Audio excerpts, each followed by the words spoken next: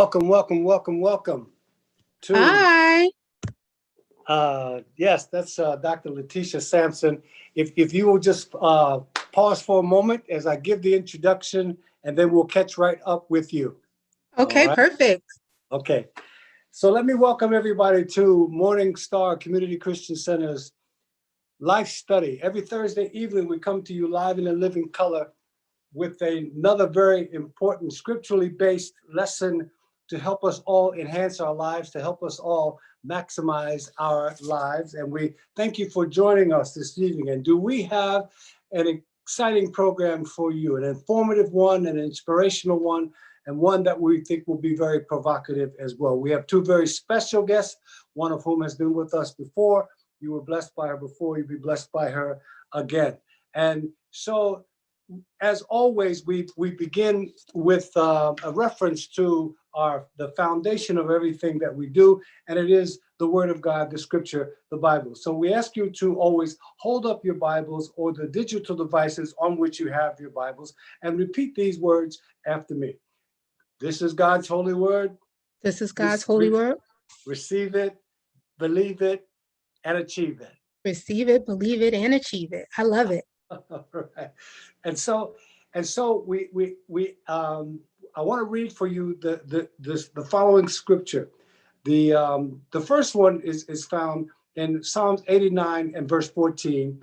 The first section of Psalm 89 and verse 14. And it says this: righteousness and justice are the foundation of your throne. Speaking of God, righteousness and justice are the foundation of your throne. And then if we swing over to the New Testament, we find in James 4, the fourth chapter of the book of James, and the 12th verse, it says this: there is only one lawgiver and judge, he who is able to save and to destroy. But who are you to judge your neighbor? And so these scriptures will serve as a guide, as an informational guide to what it is we talk about this evening. For what we will be talking about involves the word judge or prejudging or prejudice or racism and discrimination. And we're talking about the verdict. As everybody knows now, the former policeman in Minneapolis, Mr. Derek Chauvin, has been found guilty. And we wanted to talk about that this evening, the implications of it, the ramifications of it, and the wider subject and the wider spectrum of policing in our community and communities of color. And the whole notion of, and every person of color that I know, and I've had the experience myself, and I'm sure that many of you who have had it as well. We wonder sometimes, are policemen in our communities, are they there as warriors, or are they there as guardians? Many of them have the theme to serve and to protect. But are they in our community as warriors, or are they there as guardians? And that's something that we'll be reflecting on this evening. And so, once again, we're grateful for all of you who have tuned in to share with us this evening on this very important subject. And we have, as I said, two very special guests with us, Dr. Letitia Sampson, and she's going to speak first. Each one of our guests are going to give us an opening statement, 3 to 5 minutes, and then we'll go to you with your questions, should you have any. And so we ask you, even at the top of the program, to begin lining up in the chat room if you have a question that you'd like to have explored, or if you have a subject that you'd like to have explained in more detail. Please begin lining up in the chat room, and we'll take as many questions as we can. So, Dr. Letitia Sampson is a mental health professional, and she's been quite busy during this time of this pandemic, and it has for her surfaced many issues, many challenges, all of which are very relevant to people of color and their experience in this society. So, with some opening comments, an opening statement, I want to bring to you Dr. Letitia Sampson. She's joining us, and as I said, we've had her before. She's been a blessing before, and I'm certain that she will be one again. So, Dr. Sampson, your opening comments, please. Okay, thank you so much. It looks like, Pastor Thurman, my video is disabled, so hopefully you all can hear me. Can you hear me okay? Yes, we can hear you. Okay, all right, Now, perfect. And now we can see you. I can you see can you see now. me too? Okay, Yeah. perfect. Yeah. Good evening, Pastor Thurman Evans. Good evening to my Morning Star family. I am always just blessed and elated anytime I'm asked to speak on your platform, because I just love the engagement and I just love what you guys are doing in the community. So just want to first say that and to just thank you for having me. You know, I think, Pastor Evans, like most people, I had mixed emotions with the verdict, right? So I was, of course, elated that former police officer Chauvin was found guilty on all charges.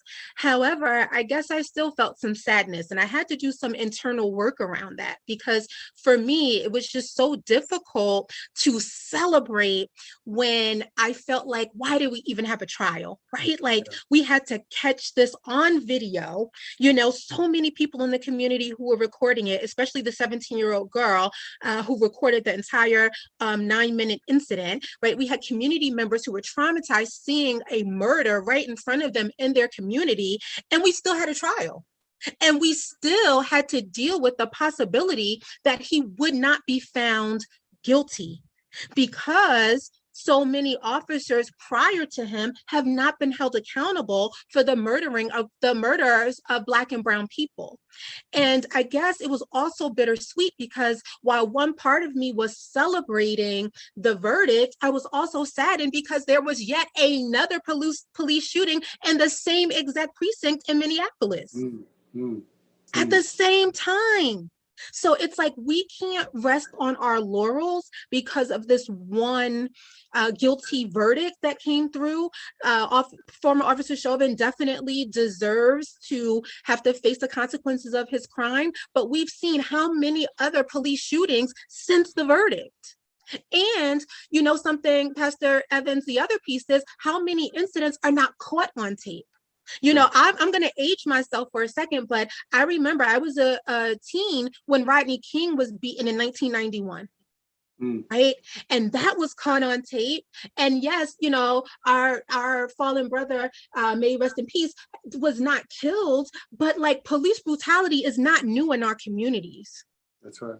And I believe that it's important for us, especially those of us in the body of Christ, to really get serious about social justice issues.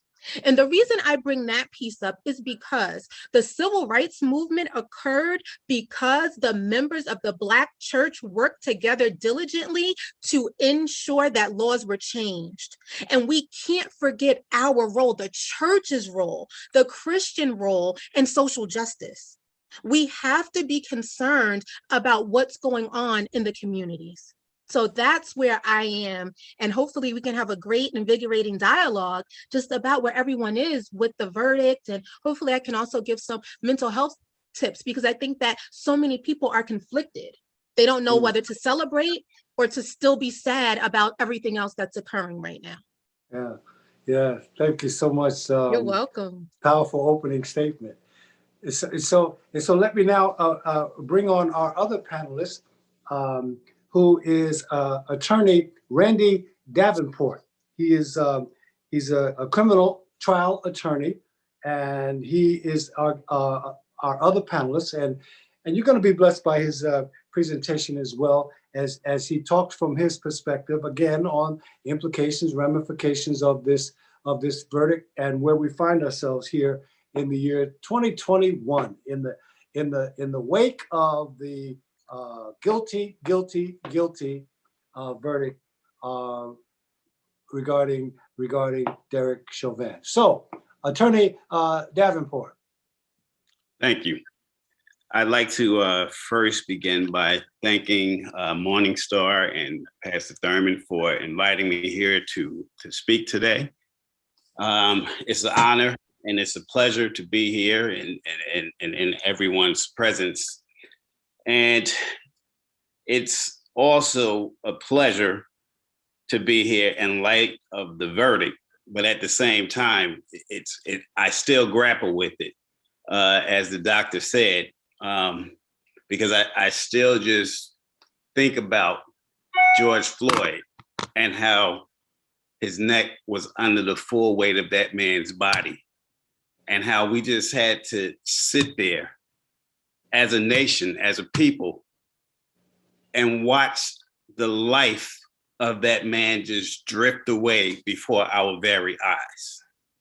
So it's still hard for me. I don't even like to speak about it, but at the same time, at least for once, we got what we as a nation and as a community deserve, which is to see an officer finally convicted on all counts, an officer who's not Black, by the way, convicted of all counts for murdering us as they so often do in the streets. And just as Doctor just indicated, while we're watching a verdict come in, we witness more police shootings of our people take place.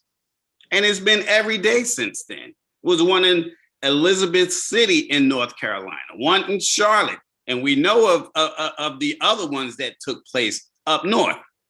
So it's outrageous. And, you know, I like to, when I look at things, sometimes I was a history major in college, so I like to kind of look at things from a historical perspective when possible. And when we think about where and how police departments arose, then we understand why we are where we are right now.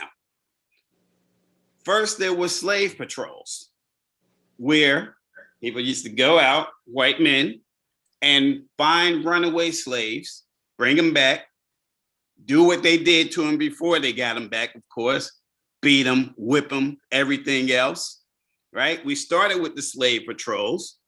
And then after the Civil War is when you see police departments start to pop up all over the country. And those police departments were started so that they could keep the newly freed slave population in check. And if you carry that on through today, all the way from the 1860s through now, they have basically become an occupying force. We've heard the terminology for an occupying force in our community. And when you see what has happened over the years, we can go back to Eleanor Bumpers, which was way back in the 80s or the early 90s. We talked about Rodney King, we talked about Eric Garner, and we see all of the police killings that have happened over the course of centuries in this country. And we see that the police basically view themselves as an occupying force. And unfortunately, this doesn't just happen with white officers in our community. It also happens with Black officers and Spanish officers in our community. Now, I am a criminal lawyer, but I also am a civil rights lawyer. So I practice in this venue. So I see it all the time. Even as a kid, when I was growing up, which is definitely why I became a lawyer. I had an officer when I was in the 6th grade threatened to shoot my dog in the head because my dog was barking at him. Walking home from school, I would be stopped by white officers because I have a book bag. You know, they tell me we don't normally see people in Newark. We don't normally see people in this community, kids, walking with books, with bags. Can we check your bag? Because I'm walking home with the book bag. And then I had the unfortunate experience when I was in the 11th grade. I lived on the borderline of Newark and East Orange at that point in time. I had the unfortunate experience by being asked to get into a police car because I was standing a half a block down the street from my house in Newark, but in East Orange. The East Orange police officer tells me to get in the car because I'm in East Orange, right on my block, talking to my friends. But because I didn't live in East Orange, he puts me in the car, takes me around the corner, jumps into the back seat where I was, and chokes me for no reason. And I felt that man's thumbprint on my neck literally for 2 to 3 weeks after he did it. So, but this is the occupying force that we've been dealing with forever.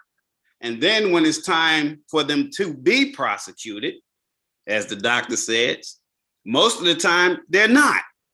And then when they are, they get off. Why do they get off? Well, my main thought process is because the cases all this time have been half prosecuted. There was not a full, there were no full frontal efforts oftentimes to prosecute these officers. Now, I've been trying cases for almost 30 years now. And the case against Derek Chauvin was the most powerful prosecution that I have ever seen. And I've tried many murder cases. The most powerful prosecution that I have ever seen. Now, and I'm going to wrap up. I know I'm running out of time. That's a good thing, but at the same time, I see it as a potential pitfall in the future. It's good because the prosecution invested all of those resources. They brought in expert after expert after expert, and police officer after police officer after police officer to secure that conviction. Took a lot of money and a lot of time to get those prosecutions, to get the conviction in that prosecution. Now, I don't know if every case is going to be like that in the future. I don't know if they're going to be willing to invest all that money, to invest all that time, especially when the spotlight of the world's media may not necessarily be on every case as it was in that case. So I hope that they continue to invest those resources. You know, they prosecuted that man like they prosecuted O.J. Simpson. And they really did. They put a lot of effort. I'm not one to really root for the prosecution. But of course, in these cases, you know, we have to, because we have to be in a position where our kids, our men, our women, Breonna Taylor, we can go outside, we can walk down the street. We should not be getting killed over parking tickets. And because we have cell phones in our hands and things of that nature, right? So the only way to stop this is we have to have more of these prosecutions and more of these convictions. But apparently we need a lot more, because this hasn't stopped what's been taking place since Chauvin got convicted a couple of days ago. So we're going to need more, and we're going to need the George Floyd Justice and Policing Act of 2020 to be passed. There's a lot of good in that legislation that we have to keep pressure on our elected officials to pass these acts.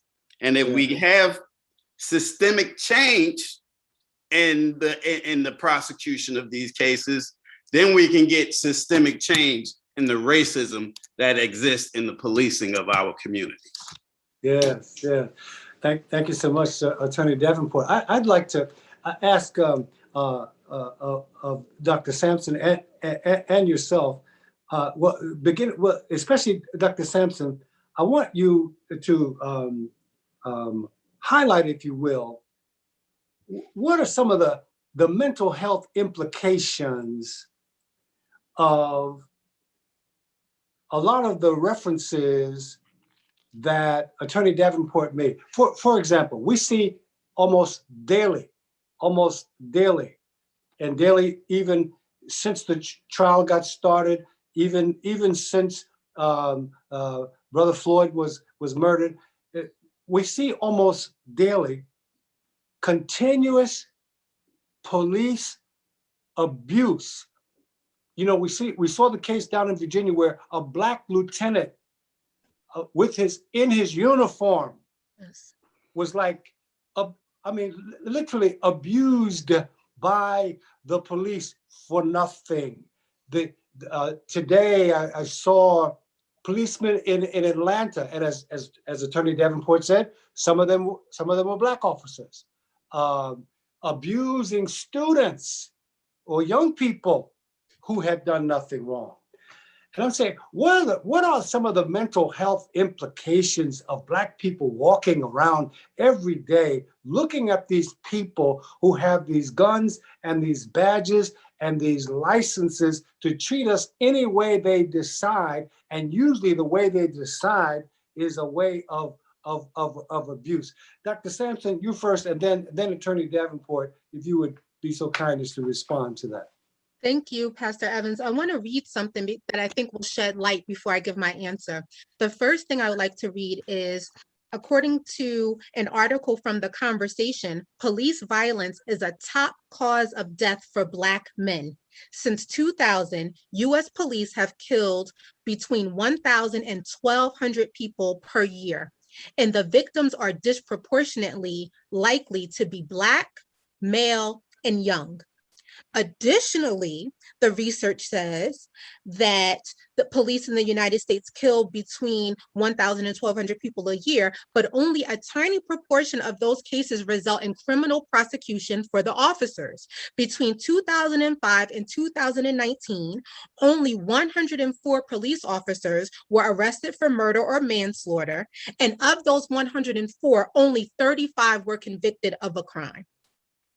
These numbers are staggering, and it's important. It was important to me to start with the statistics, right? So I'm a professor and I'm all about the research because I like to be able to give the facts and then bring the emotion into it.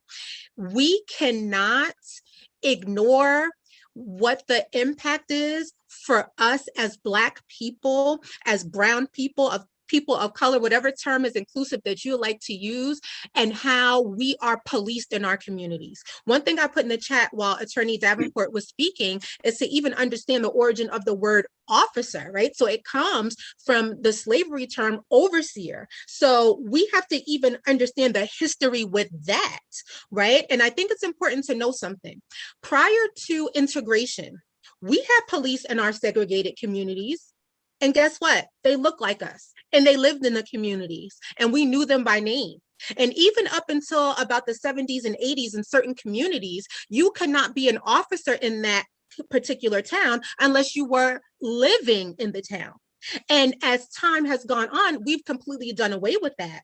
And because of that, you have people that do not know the community members, don't understand the nuances of what goes on culturally, don't understand our lingo at times, our slang at times, the way we may present ourselves, etc. And they are trained to neutralize us, to actually shoot to kill. Right? Officers are not trained at all to injure you. They're trained that if they use their service weapon, it's to kill you. The problem, though, because of implicit bias and institutionalized racism, is that we're just threatening because of how we look, not based on what we've done. And so the example that Attorney Davenport gave when he was a young man, growing up in Newark, and his situation with the police, quite honestly, it was sad. And I actually closed my eyes while I listened to him tell it. But quite honestly, I've heard that story a million times. As a Black female, I have experienced situations like that. I was driving my car in the Bronx several years ago with my daughter's car seat in the back, and I was pulled over because I had a very nice car. I mean, can you believe this? And the officer said to me, and if there's a gun in this car, I'm going to make sure that you go down for it. And I'm like, okay, let's be clear here. I am a professor, I'm a therapist, I'm just here to see a friend. But here's the thing, it doesn't matter what I did professionally. If I sweep the streets, I deserve respect as a citizen. right? But our police sometimes are just conditioned to believe that we can't have nice things, or we, can't be in certain environments. We're constantly accosted, and it just negatively impacts our psyche so much. The reason why the George Floyd thing was so impactful was because we were dealing with the pandemic. So most people were home.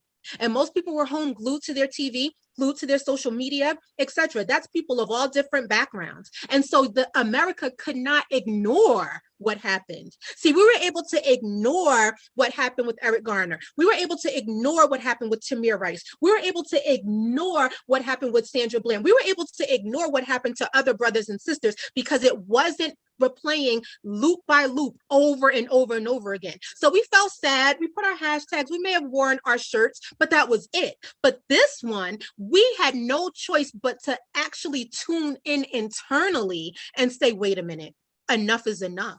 So I think, quite honestly, if you are a Black or brown person in this country, just by virtue of living here, I believe all people of color experience post-traumatic stress disorder.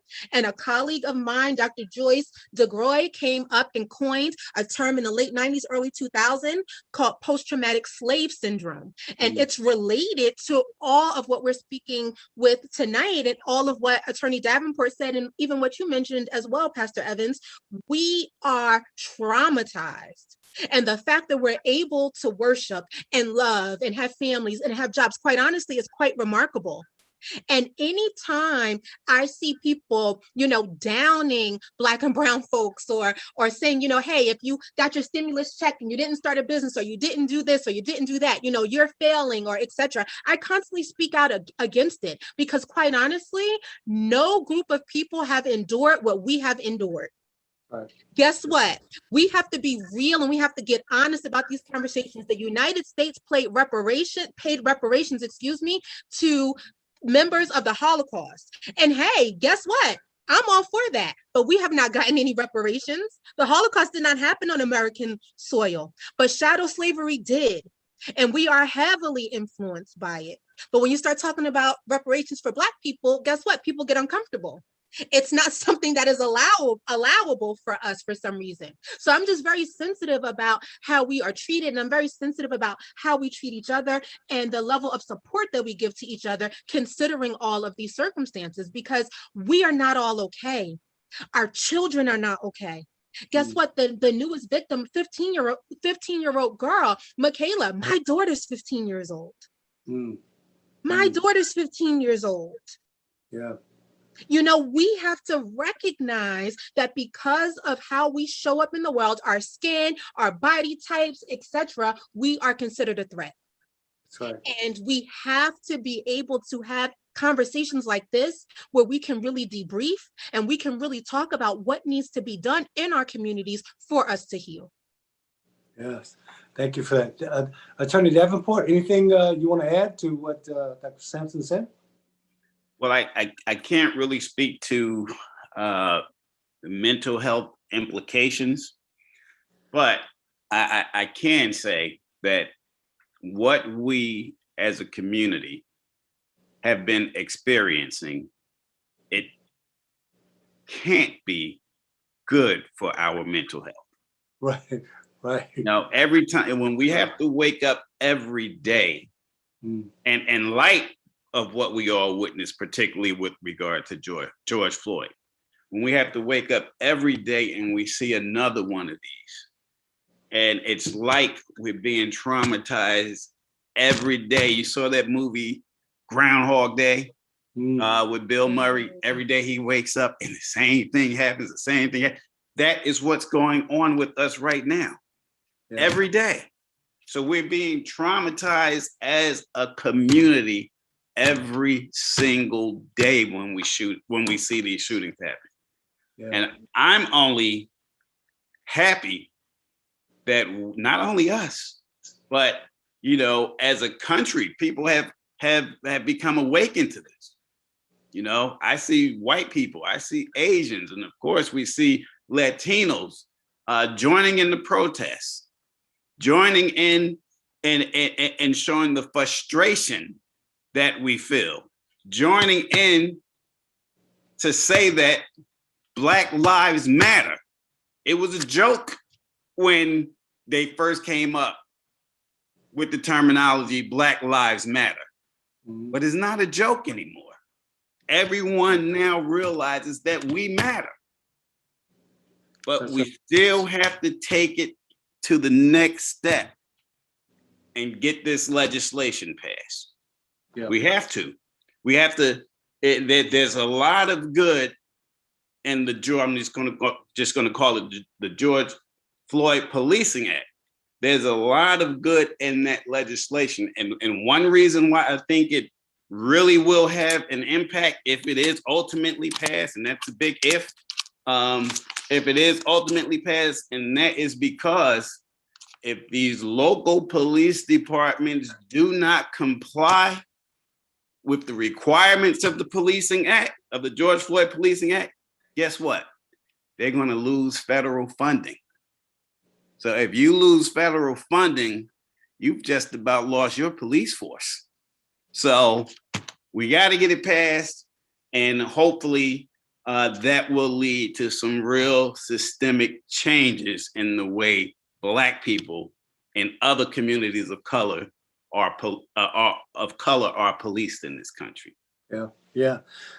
Thank you for that. Let me remind our listening and viewing audience that you can go to the chat room, line up in the chat room. If you have a question for one of our panelists, if you have something that you'd like a more detail on, or if you have something you'd like responded to, please go to the chat room and state your questions so that we can get in as many as we can. Now is the time to go into the chat room. And we're going to take again as many questions as we can. Now, I just the past couple of days here, I've been looking back in some of our history, like at the Rodney King situation. I re-looked at that video and read some of that story, and then I went further back, and I read the story of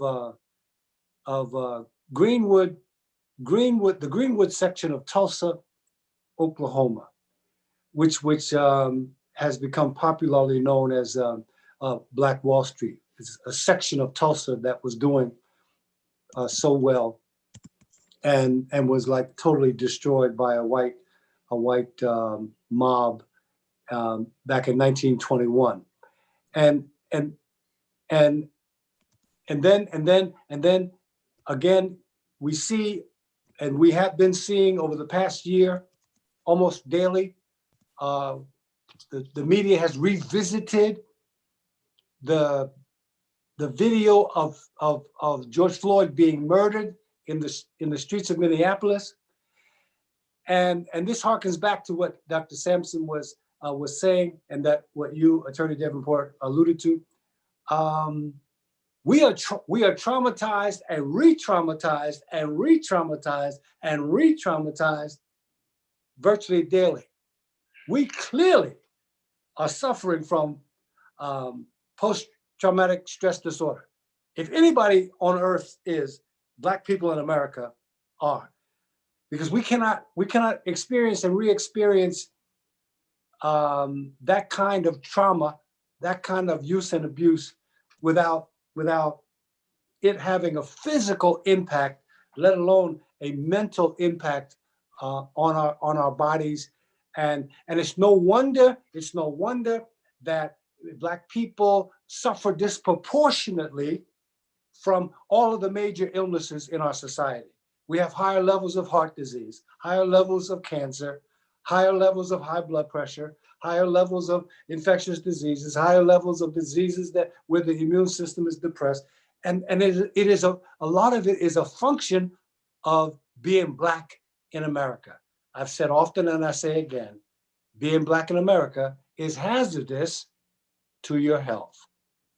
And so we're trying to help us with this program unload some of this, as both of you have referred to, and to help give us some level of therapy, knowing full well, that we cannot solve the whole thing in this 1 hour. So, having said that, what I would let's see if let's go to the chat room and see if we have some questions that our listeners might want our panelists to respond to. So, brother Fuller, are you there? On, Pastor. On, Pastor. Yeah. Okay. So, do we have any questions in our chat room? Right now, everything is quiet, Pastor. I think people are enjoying the panel, and everything is crystal clear so far. Okay. Well, that's a good thing. I'm glad to hear that. I'm glad to hear that. One thing I wanted to say, Pastor Evans, Yes, please. because you really spoke just about all of the symptoms, right, that occur with us, our blood pressure, diabetes, all of these things that impact us at disproportionate rates. One of the things I put in the chat is very important for Black people to recognize that trauma is also passed down through your DNA.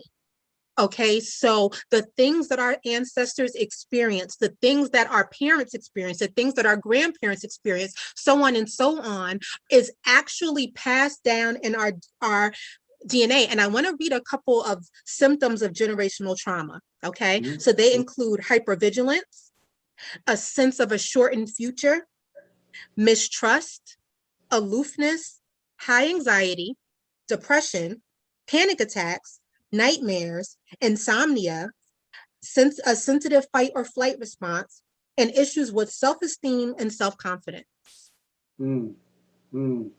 These are things that are going on. This is our baseline if you are Black and in America. That's our baseline. Yeah. And all of those produce the higher levels of steroids, higher levels of cortisol in the bloodstream, and thereby contributing to some other physical manifestations.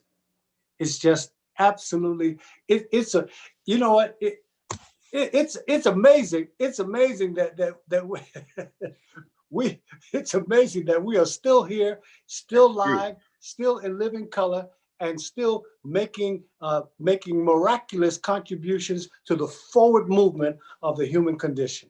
That's right. That's right. And I mean, I always say we're the chosen people. I always say we are the chosen people because of what we have had to endure, what we've been able to excel in spite of, right? Like what we do every day is just remarkable because of what we have experienced. And I think the next steps for us is to really, really start the steps towards healing in our own communities, because quite honestly, other people are not coming in to help us. Right. We have everything we need in our own communities. And I believe very strongly that conversations like this are so important. People need to know that, guess what? If I have a legal issue, I can go to Attorney Davenport. He's right here in my community. You know what? If I'm having a mental health issue, I can go talk to Dr. Letitia. She looks like me. She grew up right here in the community. These are things that are important. I can go to Pastor Evans. I can go to his church. Or guess what? I can go to his medical practice. These are all things that we need in our communities. We need to start normalizing that interreliance and that interdependence on one another. That's where the healing is. The young brother who was funeralized today in Minnesota, I believe is it Dwayne Wright or Dante Wright? Dante, right? Dante Wright. He was funeralized today, and he's from Brooklyn Center. In following the news coverage of this, and listening to the mayor, who's a young Black political star, he said that there are 49 policemen on the police force in Brooklyn Center there in Minnesota, 49. And he said, none of them live in Brooklyn Center. That really struck me. Now, and I know that, the large, significant percentages of police forces around the country don't live in a city where they police, but I think that this has something to do with some of what we are experiencing as a people in our communities across the country. Yeah, I think that goes to the issue of this occupying force in our neighborhoods. You know, they don't truly have a vested stake other than to say that other than to justify their existence. Let's put it that way. Okay. The children don't go to school there. Yep. They don't pay taxes there. They just work there. Homeowners taxes, that is. They just work there. And so that all goes to the need of us to pass these residency requirements that we used to have, and that they for the most part don't exist anymore. Mm. And it does say something about how familiar you are with Dante down the street there, or with George, around the corner. I mean, I know George's mother. I know Dante's aunt. I mean, and I know Dante. Maybe he's not where he's supposed to be now, but I know he's a good kid. Because I live in this neighborhood. I know these young people. I think it says something, and it says something to the mentality, as you point out, Attorney Davenport. It says something to the mentality. Many of these police persons have a mentality of warriors versus guardians. They are trained as warriors that are there to make sure that they stay alive during the course of their day, as opposed to being there to guard the community and keep it safe for all who live there. Any thoughts, reaction, response? No, I would just agree with you. It's true. I mean, the proof is in the pudding. Yeah. All we have to do is just look around, and your statement is there. Yes. Yeah. But I think, when you think about what happened with young brother Dante Wright, let's think about this officer. So this was not a new officer. This was an officer with 26 years experience. And she Correct. pulled over, and she was training actually a new officer, and pulled over Mr. Wright for an air freshener dangling from his rearview mirror. And now, I know just from, pop culture that it is illegal to have anything hanging from the mirror. But let's be clear here. Like, how many of these incidents are sought out by our police, right? Like, to purposely cause, let's think about the brother, the lieutenant, when he was pulled over. A lot of these incidents are instigated by the police. And we need to also be very clear about that. Not every incident are the police just showing up to help or coming on the scene. Oftentimes, people are tailed, people are racially profiled, etc., just because the police can. And we cannot, continue to gloss over that fact. We have to really be clear about what's happening with these police interactions. Yeah. Why are people stopped? Why are they accosted? They're accosted and stopped because they're Black, and they're accosted and stopped because a large proportion of them are Black men. Yeah. That's just the reality. You mentioned, Dr. Sampson, earlier on that the church, it's your belief that the church should play a role in seeking justice and righteousness in our community.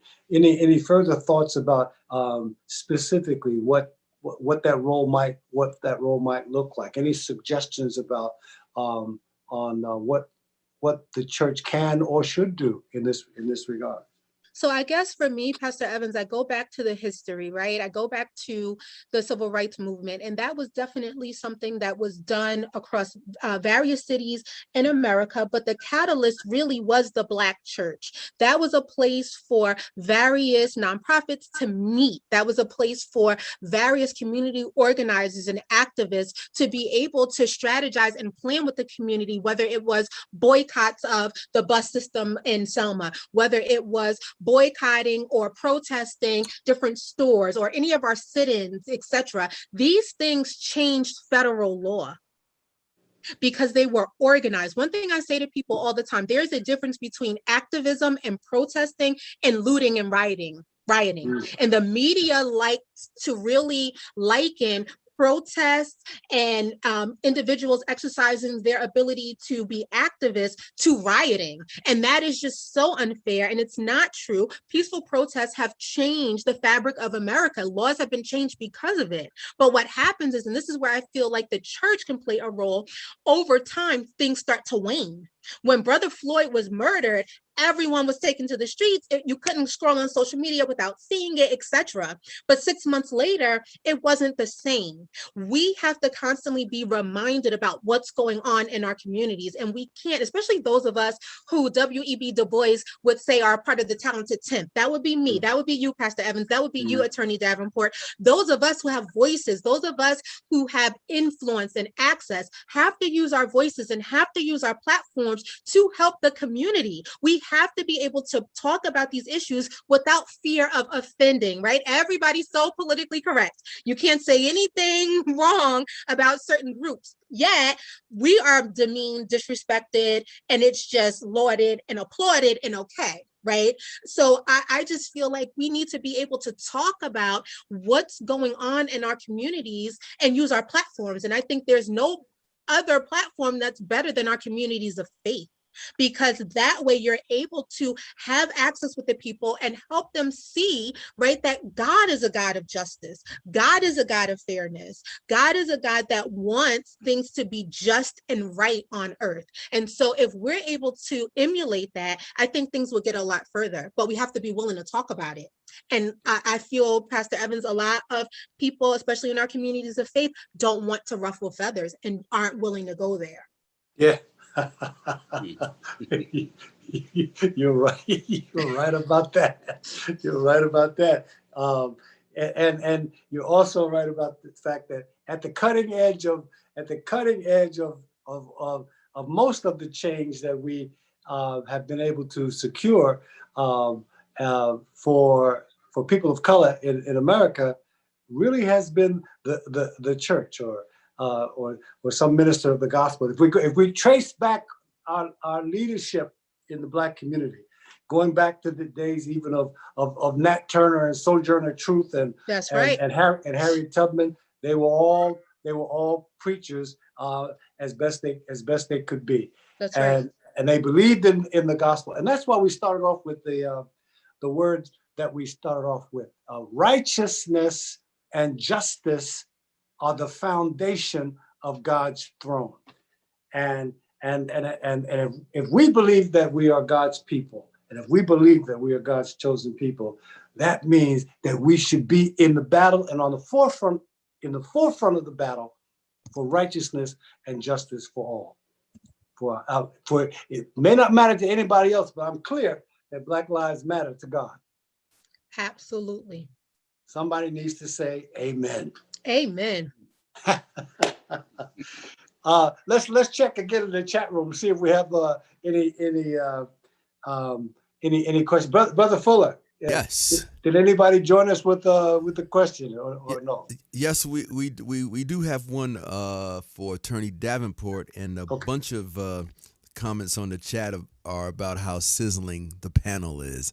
So I just wanted to say everybody's really enjoying Dr. Sampson and Attorney Davenport. Wonderful, good. The question is, someone on the panel wants Attorney Davenport to explain the George Floyd legislation. Okay.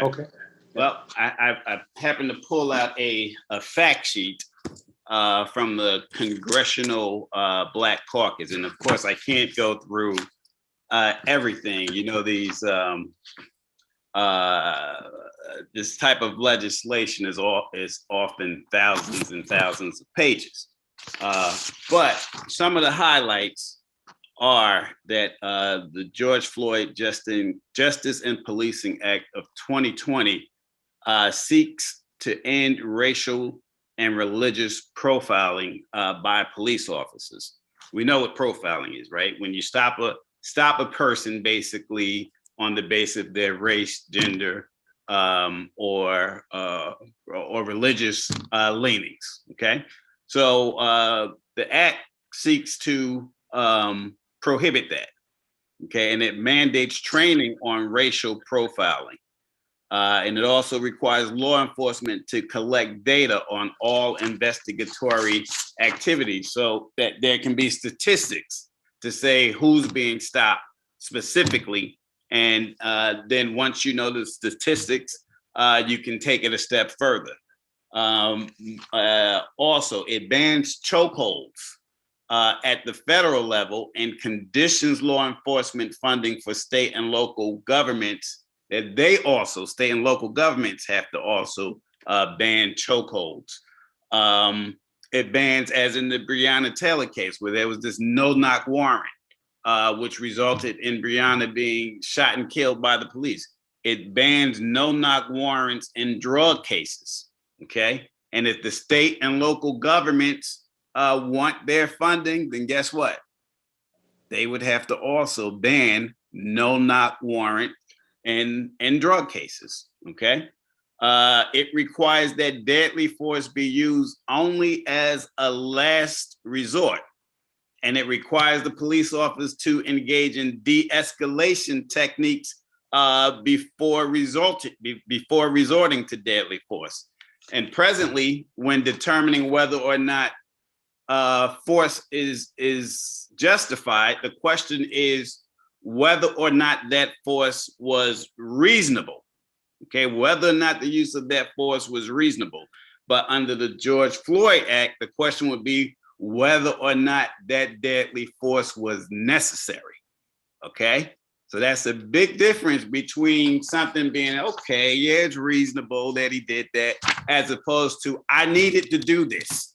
Okay, I needed to do it because someone else's life was at stake specifically, or the officer's life was at stake, or there was a risk of a very serious injury to someone, as opposed to, okay, it's reasonable. So that's a big one right there. And you see how now we see these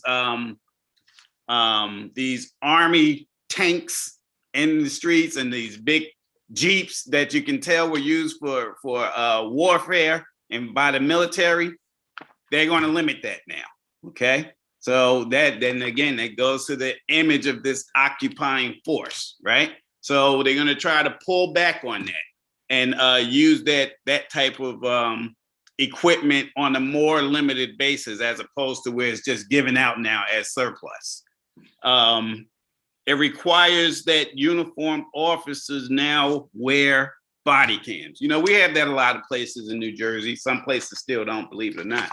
But it will require that police officers on the local, national, and federal level, if they want funding, to wear and utilize body cam.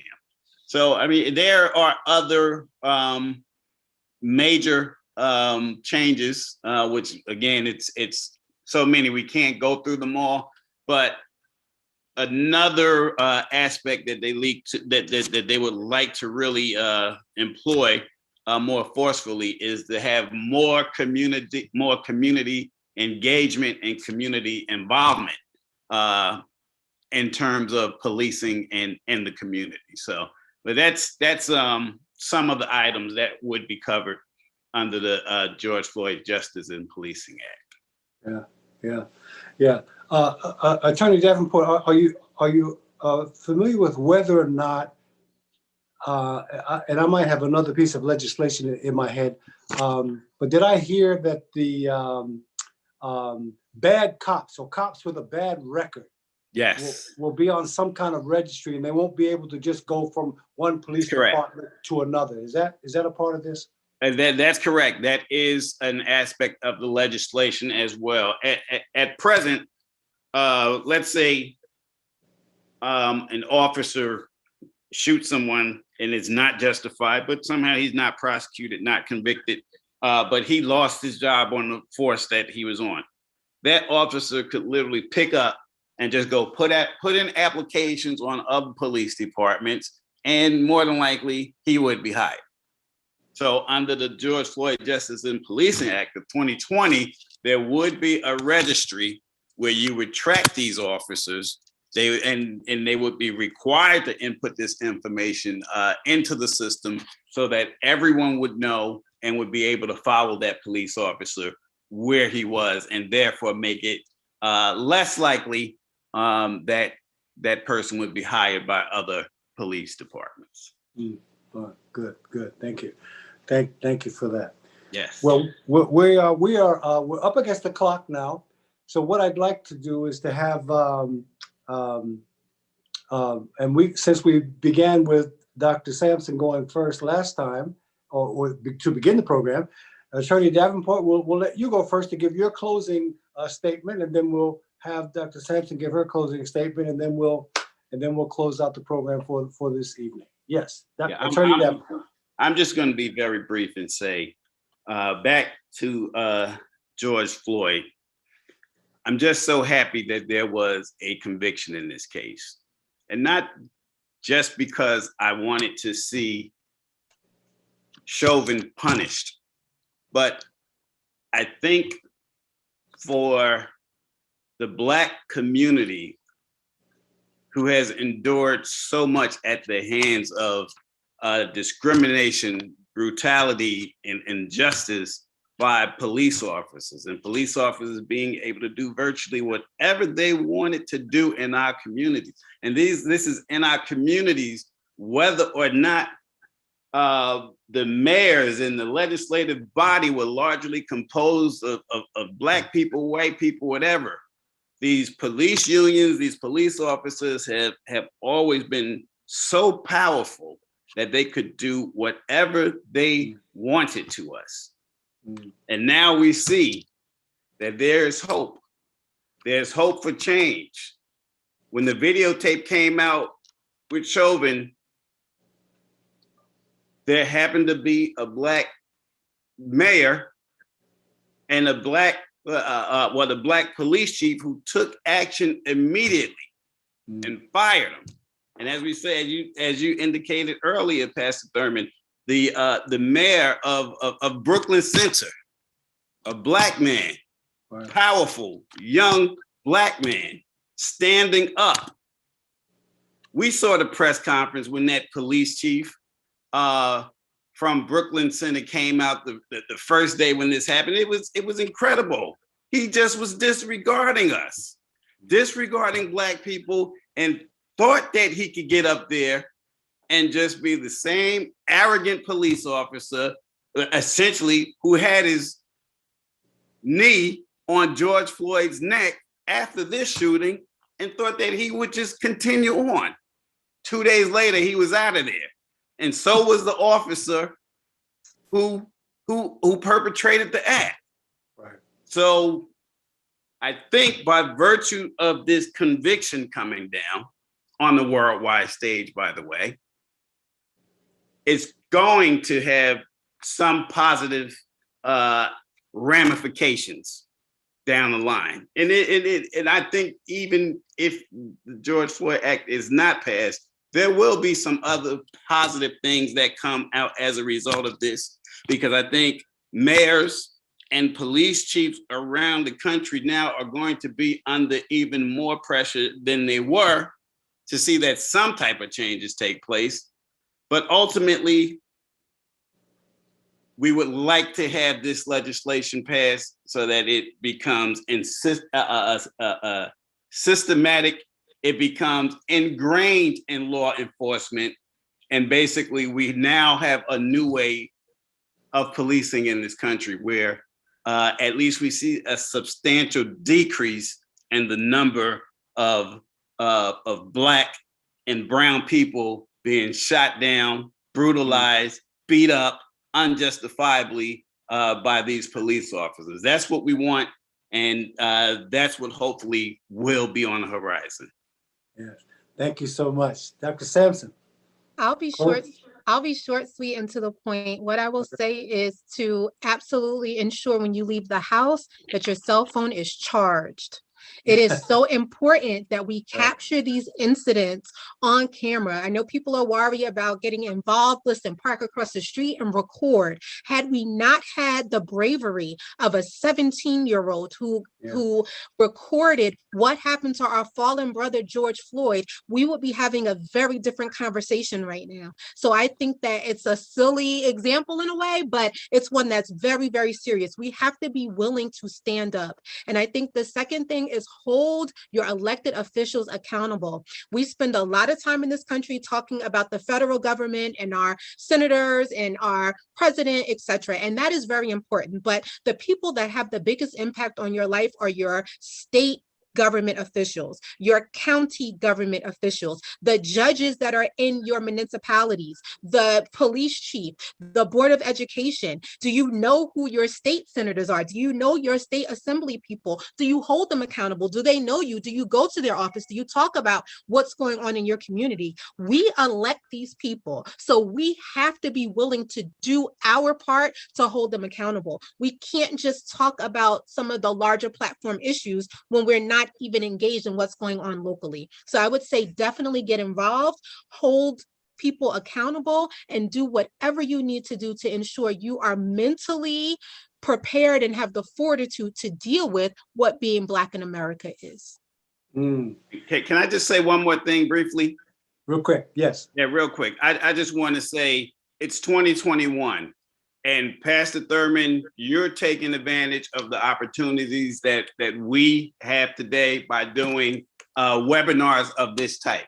You're doing your job. Yep. There's no reason why every church, every Black church, every masjid across this country should not be doing the exact same thing and bringing truth to power by virtue of these type of webinars and seminars, so that we continue to educate our people and we grow stronger in doing this. So I want to thank you, Pastor Therman. Yes, absolutely. Thank you. Thank you. Thank you, Attorney Davenport. Thank you, Dr. Sampson, for being so gracious with your time and sharing it with us. And hopefully this won't be the last time. And certainly, Dr. Sampson, you know that is true because we've had you before. Yes, you have. Excuse me, Pastor? Yes. Yeah, real quick, someone asked for contact information from the panelists. Okay.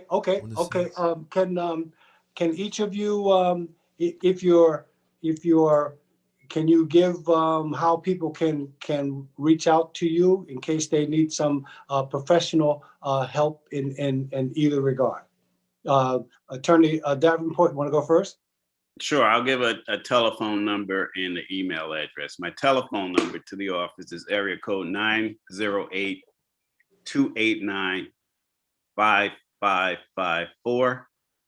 And my email address is Randy, R-A-N-D-Y, at R, P as in Peter, D as in David, lawfirm.com. Randy at rpdlawfirm.com. Okay. And Dr. Sampson? Yes, I actually just put some info in the chat as well, but you can connect with me on my website, which is greatjoycounseling.org. Again, that is greatjoycounseling.org. My telephone number is 908-615-4928. I'm also on Instagram at Great Joy Counseling. You can connect with me on Facebook, Great Joy Counseling and Consulting Services, Twitter, Great Joy Counseling. So I definitely respond to all my messages. So please feel free to reach out anytime. Thank you.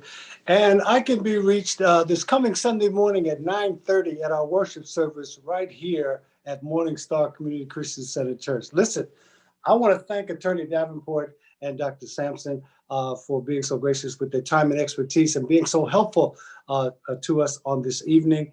This program has been facilitated by our Community Growth Initiative, our Community Development Corporation, which is headed up by Brother Garrett Smith, who was so helpful in gaining for us these two magnificent guests. And they have been a blessing. We thank you all for listening. We thank you for viewing this program, and we look forward to being with you again, not only this coming Thursday this coming Sunday at 9:30 a.m. Please be present this coming Sunday at 9:30 a.m. And then, of course, next Thursday at the same time at 7 p.m. So once again, we trust everybody's been vaccinated and you are in queue to be vaccinated. We want you to stay strong, stay blessed, stay healthy, and as Dr. Sampson said, keep your cell phone charged and stay connected and involved in our community. Be blessed.